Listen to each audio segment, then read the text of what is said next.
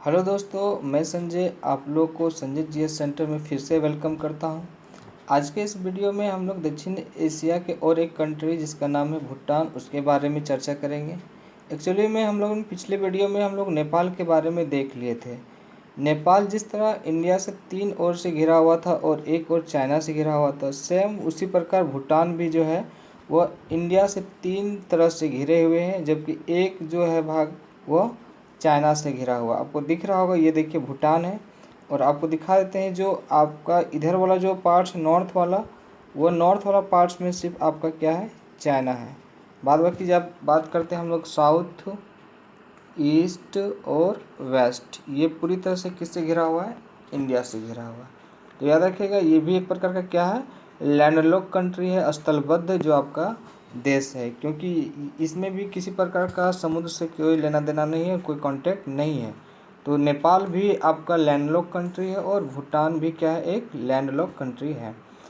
देखिए यहाँ जो एक बगल में जो है आपका वो चाइना है। चाइना ये जो पहले जो यहाँ का जो भाग हुआ करता था, नेपाल वाला ऊपर वाला भाग जो हम लोग तिब्बत के रूप में जानते थे, ये वाला भाग जो हम लोग तिब्बत का था। तिब्बत जो है अभी फ़िलहाल कौन कब्जा कर लिया है, चाइना ने इसको कब्जा कर लिया है। तो एक समय की बात है जब चाइना ने क्या किया था, पूरा कहर बरसाया था किस पर, तिब्बत पे। पूरा कहर बरसाया इस पे और पूरा मार धाड़ करने लगा। तो यहाँ के जितने भी तिब्बत के लोग थे पूरी तरह से इधर उधर भागना स्टार्ट कर दिए। कोई इंडिया की ओर चला गया तो कोई चाइना के दूसरे पार्ट्स में चला गया, कुछ इधर उधर भटक गए, पूरा मतलब भागने लगे। भागने के बाद क्या हुआ कि ये जगह जब खाली हो गया तो चाइना का पॉलिसी क्या हुआ कि चाइना के जो अच्छे अच्छे शहर के वाले लोग जो हैं उसको आके यहाँ पर क्या करें, यहाँ पर बसा दिए। और इस प्रकार चाइना को क्या कर लिया, मतलब तिब्बत को चाइना ने क्या किया, अपने कब्जे में कर लिया। अब ये सब देख के जो भूटान पूरी तरह से डर गया, कि उसको डर लगने लगा कि हो सकता है कि हमें भी क्या करे, ये चाइना हमको भी हड़प ले और अपना कब्जा में कर ले। तो इससे बचने के लिए जो है भूटान वो किसका सहारा लिया, इंडिया का। कि इंडिया को बोला कि आप हमें बचा लीजिए इन चाइना से। तो इंडिया ने बोला ठीक है, तो अगर चाहोगे तो तुम मेरे अंदर आ सकते हो, स्टेट के रूप में आप रह सकते हो, हर चीज़ आपको सुविधा दिया जाएगा। यह बात कब है, तो 1959 का। तो क्योंकि चाइना ने 1959 में ही क्या किया था, तिब्बत को अपने कब्जे में ले लिया था। तो भूटान को ये कंडीशन दिया गया। तो भूटान ने कहा कि ठीक है, लेकिन हम क्या करेंगे, मेरा अपना राजशाही जो चलता है, राजा शासन का चलता है, राजा प्रजा वाला, वह चलता रहेगा मेरे यहाँ। तो ये जो बात इंडिया को स्वीकार नहीं हुआ कि नहीं, अगर मेरे यहाँ रहोगे तो क्या करेंगे कि मेरा जो प्रशासनिक चलता है, जो लोकतांत्रिक है, उसको आपको भी मानना पड़ेगा। तो इस प्रकार जो भूटान है वो इसको नकारा और बोला कि नहीं, हम अकेला दोस्त मैंने दोस्त की फर्ज निभाना, लेकिन हम अकेले रहेंगे, आप हम मेरी मदद कीजिएगा। तो तब से जो इंडिया है ना, वो हमेशा क्या करता है, भूटान का रक्षा करता है, परम दोस्त की तरह है। यहाँ का हर चीज़ जो है वो इंडिया का जो है भूटान वह यूज़ करता है, चाहे वो मिलिट्री हो, सेना हो, या कोई भी गतिविधियाँ हो, हर तरह से सपोर्ट करता है इंडिया किसको, भूटान को। भूटान में भी बहुत सारे सैनिक जो है, हमारे सैनिक वहाँ उसकी रक्षा करती है। भूटान का ना तो अपना कोई नेवियल फोर्स है और ना ही कोई एयर फोर्स है, टोटली का टोटली डिपेंड है किस पर, इंडिया पे है। ठीक है, तो चलिए अब हम लोग जो है इंडिया और भूटान के रिलेशनशिप को और बढ़ाते हुए हम लोग भूटान का एक नया मैप ले लेते हैं और उससे हम लोग समझेंगे कि किस प्रकार भूटान की जो जोग्राफिकल और पॉलिटिकल मैप के बारे में हम लोग जानेंगे। ठीक है, तो चलिए ये रहा हम लोग का भूटान का मैप। ठीक है, अब भूटान को देखते हैं तो भूटान बोलें कि ये भी जो है पूरी तरह से हिमालय के रेंज में बसा हुआ है। आप देखिएगा दिख रहा होगा पूरा हिमालयाज़, जिस तरह नेपाल भी था ग्रेट हिमालय में बसा हुआ था, ये भी पूरी तरह से ग्रेट हिमालय, जिसे वृहद हिमालय पर्वत श्रेणी कहते हैं, उस पर बसा हुआ। यहाँ की भी चोटी जो है ना, बहुत ऊंची ऊंची चोटियाँ हैं। आपको दिख रहा होगा ये जो चोटियाँ हैं ऊपर में, सब ऊंची ऊंची चोटियाँ हैं, यहाँ पर बड़े बड़े ऊँचे चोटियाँ हैं।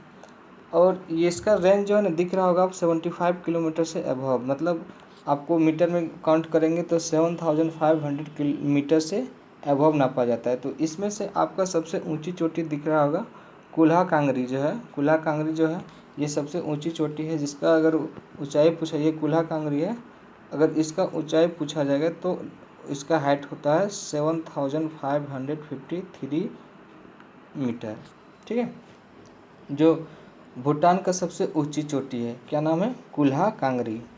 और भी छोटे छोटे हैं जो उसके बारे में हम लोग डिस्कस करना जरूरी नहीं है, लेकिन पूछता है कि भूटान का सबसे ऊंची चोटी का नाम क्या है, तो कुल्हा कांगरी, जिसका हाइट कितना है 7553 मीटर। अब यहाँ पर बात करते हैं, एक जगह है ये, यहाँ पर ये कोना में जब आओगे तो वहाँ पर मिलेगा सांगटेक।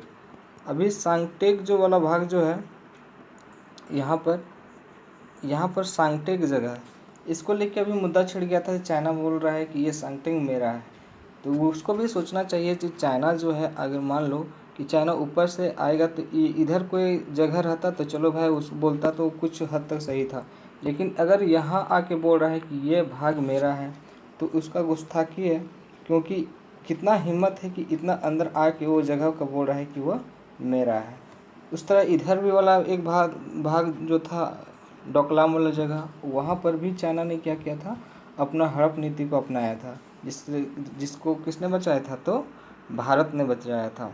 तो ये भूटान पूरी तरह से सुरक्षित है किसके तहत, तो भारत के तहत। अगर भारत जिस दिन इसका सपोर्ट छोड़ देगा तो पूरी तरह से चाइना क्या कर लेगा, इसको अपने अंदर में हड़प लेगा। और चाइना का रूल रेगुलेशन ही होता है कि हड़पने की नीति उसकी पुरानी है। ठीक है, आगे देखते हैं हम लोग चाइना में। भूटान में देखते हैं कुछ कुछ प्रोजेक्ट का नाम है, जैसे कि यहाँ पर आपको ताला परियोजना, ये पहले परियोजना से पहले आपको बता देते हैं कि यहाँ क्या जो है, जो नदियाँ जो होती है ना, बहुत ही शार्प होती है, बहुत ही तेज़ वाली नदियाँ होती है। ऐसे कोई फेमस ज़्यादा नदियाँ नहीं है, जैसे कि एक टोसा है, संकोस है, उसका बाद मेंगडे है, ये सब कुरू है, ये सब नदियाँ तो है, लेकिन बड़ी नदियाँ नहीं हैं। ओवरऑल ये सब छोटी नदियाँ हैं। और जो भी नदियाँ आती है ओवरऑल कहाँ जाके मिल जाती है, तो आपको ब्रह्मपुत्र जो बेसिन है, या ब्रह्मपुत्र नदी के जो बेसिन है, सब नदी इसी में आके मिलती है या गिरती है। एक्चुअली नेपाल का जो नदियाँ थी वो भी थी, लेकिन वहाँ पर ज़्यादा बर्फ़ होने के कारण वहाँ जम जाती है। लेकिन यहाँ की जो भूटान की नदियाँ हैं वह जमती नहीं है, इसमें बहुत ज़्यादा तेज़ से क्या करती है, पानी की रफ्तार होती है, और जिससे कि आसानी से यहाँ पर बिजली उत्पादन किया जा सकता है। अगर बांध बना दिया जाए तो वहाँ से उत्पादन करने में बहुत ही सुविधा होगी। तो भारत ने क्या किया है, अपना पैसा लगा के, अपनी सब कुछ जो है ना टेक्नोलॉजी लगा के वहाँ पर क्या किए हैं, परियोजनाएं बनाए हैं, प्रोजेक्ट बनाए हैं। तो कुछ कुछ प्रोजेक्ट का नाम है, जैसे कि ताला परियोजना पूछेगा, ताला, तो याद रखिएगा ताला परियोजना। पहला जो है ताला परियोजना पहला, फिर चूखा परियोजना, सब ये सब जो है ना बिजली उत्पादन के लिए है, जैसे हाइड्रो इलेक्ट्रिक पावर प्लांट कहते हैं। और तीसरा क्या है, तो दोगाछू। ये तीनों परियोजना जो है वो किसने बनाया है, भारत ने बनाया है। और किसके लिए, तो इलेक्ट्रिक पावर सप्लाई के लिए। ठीक है, तो इलेक्ट्रिक पावर प्लांट है, एक्चुअली में खुद बनाया है, लेकिन अपना यह भारत भी बोल रखा है कि आप पहले यूज़ कीजिए। अब इतना बड़ा बड़ा प्लांट का सब बिजली तो अपनी यूज नहीं कर सकता है, तो जो भी बचता है, बहुत सारा बिजली इसके पास बच जाता है, जिसको भारत क्या करता है, उसको पैसा दे के फिर खरीदता है। तो यहाँ पर कितनी बड़ी नीति है हम लोग का भारत का, कि एक्चुअली पहले खुद बनाने के बाद वहाँ के लोगों को भी दिया बिजली, और जो बच जाती है बिजली वो क्या करती है, भारत फिर उसको पैसा दे के उसको खरीदती है। ठीक है, ये बहुत अच्छी है हमारी नीति, किसको, भारत अपने दोस्तों के प्रति। अब यहाँ पर देखें कि यहाँ पर इतनी इतनी चोटियाँ होने के कारण यहाँ जब बादल जो आती है ना, बादल इधर से आती है तो इस पर एकदम टकराती हुई जाती है पूरा। अब टकराएगी तो पूरा का पूरा आवाज़ करती है, और अचानक इसको ऐसा लगता है कि यहाँ तड़ित झंझावट जैसा महसूस होता है। तो इस कारण इस देश को हम लोग क्या कहते हैं, तड़ित झंझावत देश कहते हैं, जिसे लैंड ऑफ थंडर वर्ल्ड कहते हैं ना। तो पूछेगा कि लैंड ऑफ थंडर वर्ल्ड किस देश को कहते हैं, तो भूटान को कहते हैं। हिंदी से क्या कहते हैं, तड़ित झंझावत देश, क्योंकि बहुत ऊंचे ऊंचे यहाँ की जितनी भी पहाड़ियाँ मिलेगी आपको, और एवरेज में आपको 7000 मीटर से ऊंचे ही मिलेगी। ऊंची ऊंची पहाड़ी होती है, पूरा का पूरा पहाड़ी क्षेत्र से घिरा हुआ है। ठीक है, इसके बाद आपको यहाँ पर दिखाते हैं एक ठो, इस वाला क्षेत्र में यहाँ पर इसमें दिखाया नहीं गया, यहाँ पर आपको एक काला पर्वत मिलेगा। ठीक है, तो पूछेगा काला पर्वत कहाँ है, तो यहाँ आपके भूटान में, लेकिन काली नदी फिर आपको बताए थे नेपाल में है, तो ये सब ध्यान रखिएगा। काला पर्वत, इसका नाम क्या है, काला पर्वत। ठीक है, तो काला पर्वत कहाँ पर है, भूटान में। और क्या है कि यहाँ कुछ कुछ शहर भी जो है बहुत ही फेमस है आपको, जैसे कि मान लीजिए कि थिम्पू। थिम्पू तो पता ही होगा आपको, भूटान का कैपिटल क्या है, थिम्पू। थिम्पू के नीचे आपको दिख रहा होगा एक ठो पारो, क्या नाम है, पारो। पारो भी जो है थिम्पू के बाद सबसे बड़ा अगर शहर पूछा जाए भूटान का तो क्या है, पारो। तो पारो है, ये दोनों इम्पोर्टेंट है, एक थिम्पू और एक पारो। साथ साथ में और भी है, जैसे कि एक हो गया गासा हो गया, हा हो गया, उसके बाद टोंगसा हो गया। ये सब जो है इम्पोर्टेंट शहर हैं कहाँ के, तो भूटान के। आगे देखते हैं। अब यहाँ से बात करते हैं कि जो डोकलाम वाला जो सिस्टम है वो जो है 2017 में हुआ था, याद रखिएगा। डोकलाम जो यहाँ पर लेन देन वाला काम किया था किसने, चाइना ने हड़पने की कोशिश किया था।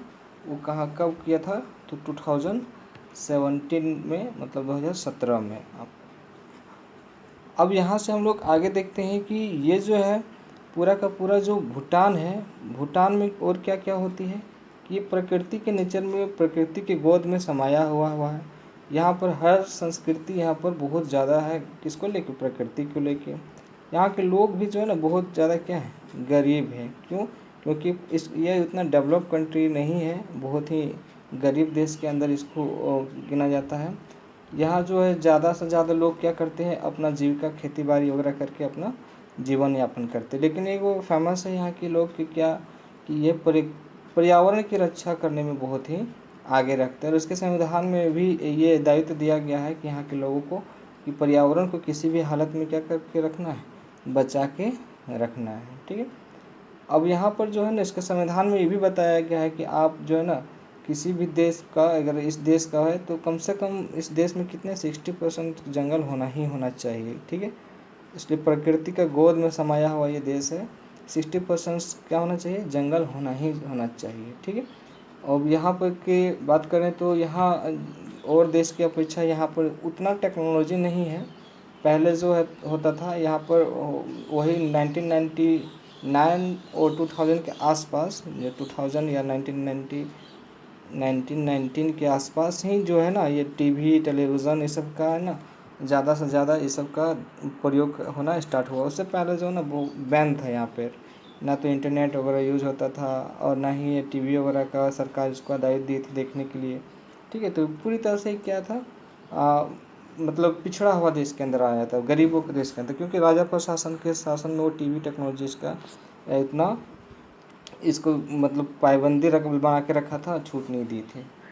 अब यहाँ से बात क्या किया गया, तो 2005 के आसपास से ही यहाँ पर है ना पूरी तरह से जो भी नशीला चीज़ है ना उसमें पाबंदी लगा के रखा है। आप ना इसका यूज़ कर सकते हैं, ना ही दूसरा देश यहाँ पर आके कोई बेच सकते हैं। चलिए दूसरा देश क्या, और कहीं भी के लोग यहाँ इसके देश में पहले आना एंट्री करना मना था। ठीक है, 1974 के आसपास तक यहाँ पर कोई नहीं आता था। बात करते हैं भूटान राज्य, तो यहाँ के चीफ जो होते हैं ना, हेड को हम लोग क्या कहते हैं, तो ड्रैगन किंग कहते हैं। क्योंकि आपको बताएंगे थोड़ा देर के बाद कि यहाँ का जो मैप जो है ना उस पर ड्रैगन होता है, तो यहाँ के राजा को ड्रैगन किंग के नाम से जाना जाता है। यहाँ पे जो है भूटान की भी मुद्रा जिसे निगोल्ट्रम कहते हैं, ये पूछता है भूटान की मुद्रा क्या है, पैसा रुपया क्या है, तो निगोल्ट्रम। लेकिन यहाँ पर भी भारतीय रुपया जो है ना लेन देन आप कर सकते हैं। जिस तरह नेपाल से भी हम लोग का जो है ना आना जाना रहता था, इसके लिए कोई पासपोर्ट वगैरह या कोई वीज़ा वगैरह की ज़रूरत नहीं पड़ता था। यहाँ भी जो है ना भारत और भूटान के बीच में किसी प्रकार का कोई पासपोर्ट वीज़ा वगैरह बनाना कोई ज़रूरी नहीं है। एक्चुअली में दोनों है ना, आखिरकार हमारी पूरा सेना यहीं पे है, तो फिर वहाँ पर किसी प्रकार का कोई पाबंदी लगा हुआ नहीं है। और भी देखते हैं कि भूटान के साथ, तो भूटान जो है वो पूरी तरह से क्या है, रिकॉर्ड बनाने में आगे है। यहाँ पर बात किया जाए ना कि यहाँ पर एक बार हुआ था शायद 2015 में ही कि 1 घंटे में इस सब ने ना कितना पेड़ लगा दिया था, तो 49,000 के आसपास, जो 49,000 पेड़ 1 घंटा में लगा के इसने रिकॉर्ड भी बनाए थे। किसने? तो भूटान ने। ये भी बहुत ही फेमस रिकॉर्ड बनाए थे, क्योंकि ये प्रकृति के बारे में पूरा तरह से क्या रहते हैं, सतर्क रहते हैं। ठीक है। अब यहाँ पर और बताया जाए तो यहाँ के लोग ज़्यादा क्या करते हैं, खेती करते हैं और बौद्ध धर्म का पालन बहुत ज़्यादा करते हैं। यहाँ भी आपको 70 से 80% लोग क्या मिल जाएंगे, वो भी बौद्ध धर्म के लोग मिल जाएंगे। ठीक है।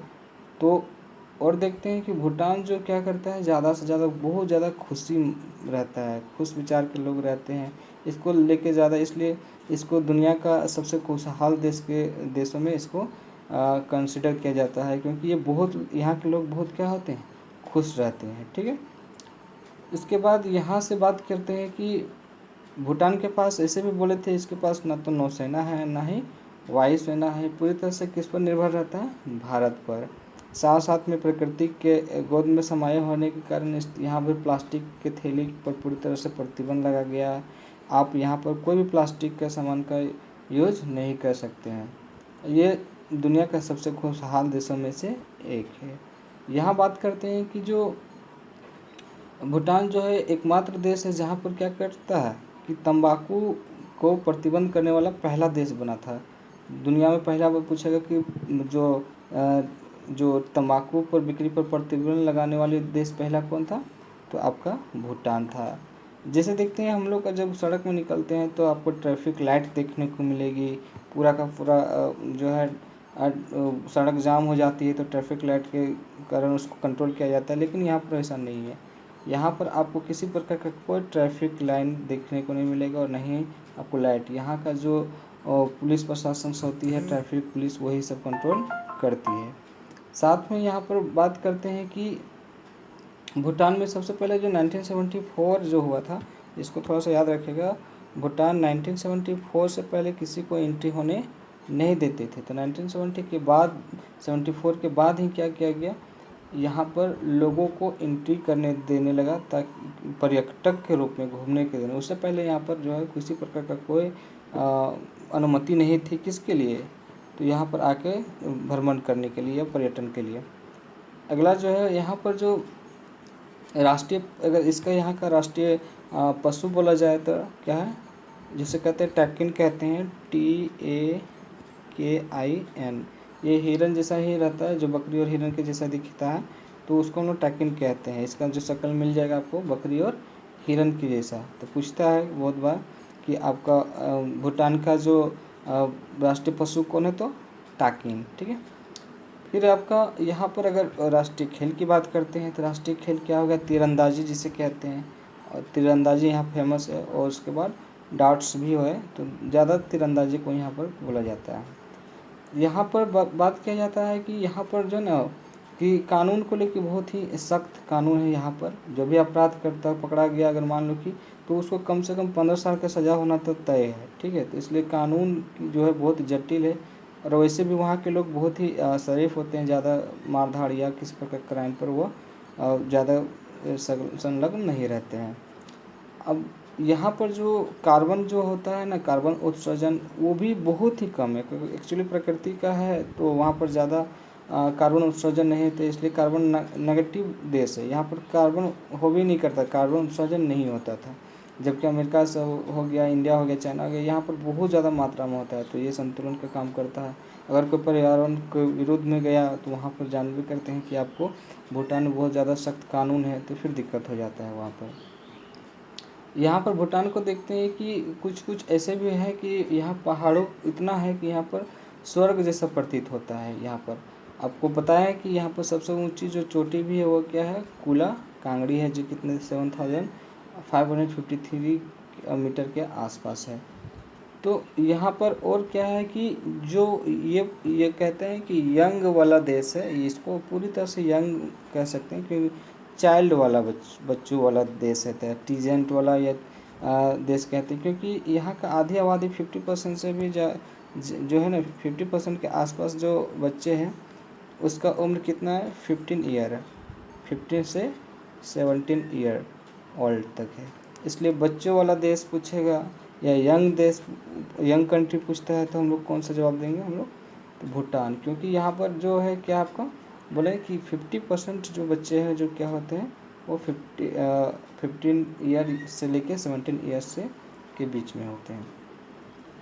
यहाँ पर जो आपका जो भूमि है भूटान की वो 16% भूमि किसके खेती लायक है। नीचे वाला भाग जो आपको दिखा देते हैं, ये जो भाग है यहाँ पर, यही वाला भाग जो है ना आपको इधर, ये वाला भाग जो आपको खेती करने के लिए पर्याप्त है। बाद बाकी पूरी तरह से क्या पहाड़ वाला से घिरा हुआ है, तो ओनली 16% याद रखिएगा, 16% ही क्या करते हैं यहाँ पर खेती करते हैं। और जबकि भूटान की 90 लेकिन यहाँ पर उधर तो आदमी रहेगा नहीं, जो भी इधर ही रहेगा आदमी, तो 90% लोग इसी में आपको क्या करते हैं खेती बाड़ी करके अपना जीवन यापन बिताते हैं। ठीक है, अब ये तो इसी कारण इसको क्या करते हैं गरीब देश की संज्ञा में रखा जाता है। अब भूटान जो है क्या है कि यहाँ पर थोड़ा सा समतल भाग तो है, जो कहाँ दिखा दी, ये वाला नीचे वाला भाग को क्या किए, यही वाला भाग मेरा आपका क्या है समतल वाला भाग है। अब नीचे देखते यहाँ इसमें है कि राजाशाही वाला लोकतांत्रिक व्यवस्था चलता है। इसका चुनाव भी हुआ था 2008 में कराया गया था, लेकिन यहाँ पर दोनों तरह से आपका शासन, लोकतांत्रिक व्यवस्था भी और राजतांत्रिक मतलब राजा वाला प्रशासन वाला भी चलता है यहाँ पे। और इसके बाद आपको एक इसका जो मैप दिखा देते हैं इसका फ्लैग को, तो ये आपको ये इंडिया भूटान का क्या है फ्लैग, जो स्मॉल ड्रैगन के रूप में दिख रहा है, जो चाइना वाला से थोड़ा सा अलग है, तो ये भूटान का फ्लैग है ये। अब इसके बाद अब हम लोग भूटान में और कुछ खास नहीं है, जो भी हम लोग डिस्कस कर लिए हैं। अब नेक्स्ट वीडियो में हम लोग आगे की और बात करेंगे। इसके बाद हमको लगता है आएगा कौन, तो बांग्लादेश। तो नेक्स्ट हम लोग वीडियो में किसके बात करेंगे, बांग्लादेश। तो इसकी तब तक के लिए इस वीडियो को देखते रहिए, रिवीजन ठीक से करते रहिए। मिलते हैं नेक्स्ट वीडियो में। Thank you.